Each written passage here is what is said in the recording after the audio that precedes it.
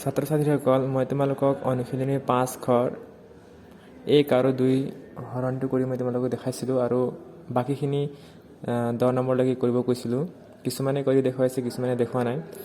এতিয়া যিসকলে দেখুওৱা নাই তোমালোকে উত্তৰটো মিলাই ল'বা, মই এতিয়া কৰি দিম। 3 নম্বৰ প্ৰশ্ন দিছে আমাক 91, তাক হৰণ কৰিব লাগিব 7ৰে। গতিকে মই লিখি ল'লোঁ ইয়াত 7ৰে 91 হৰণ কৰিম। প্ৰথমতে চাম মই 7ৰে 9 হৰণ যায় নে নাযায়। যিহেতু 7টো সৰু হৈ আছে, 9টো ডাঙৰ, গতিকে 7ৰে 9 হৰণ যাব।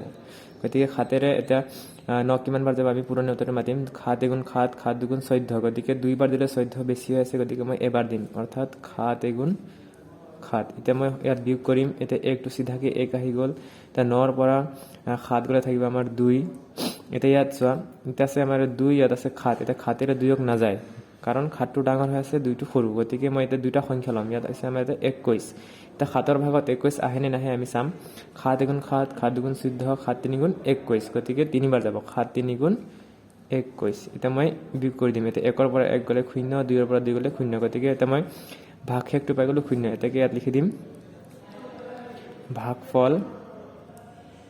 ভাগফলটো মই পাইছোঁ 13। গতিকে ইয়াত লিখি দিম মই 13। তাৰপিছত 4 নম্বৰটো চোৱা, ইয়াত 128 দিছে। 128ক আমি 2ৰে হৰণ কৰিব লাগে। গতিকে এতিয়া এইটো 2ৰে মই প্ৰথমতে চাম 1ক হৰণ যায় নে নাযায়। নাযায়, কাৰণ 2টো ডাঙৰ, 1টো সৰু। গতিকে মই এতিয়া 2টা সংখ্যা ল'ব লাগিব, 1 আৰু 2, অৰ্থাৎ ইয়াত হৈ গ'ল এতিয়া 12।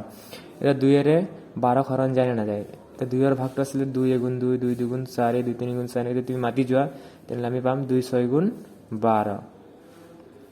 গতিকে এতিয়া থাকিল অকল ইয়াত 8। ইফালে 2ৰ পৰা 2 গ'লে 0, 1ৰ পৰা 1 গ'লে 0। গতিকে আমি আগত 0 নিলিখোঁ।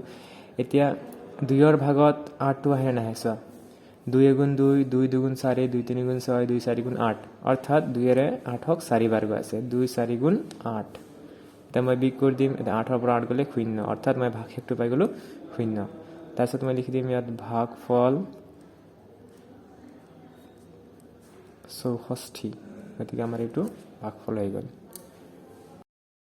তাৰপিছত মই তোমালোকক সেই একেধৰণৰ নিয়মেৰে 5, 6, 7 আৰু 8টো কৰি দিছোঁ। তোমালোকে ধুনীয়াকৈ চাই পেলাই বহীত লিখি ল'বা।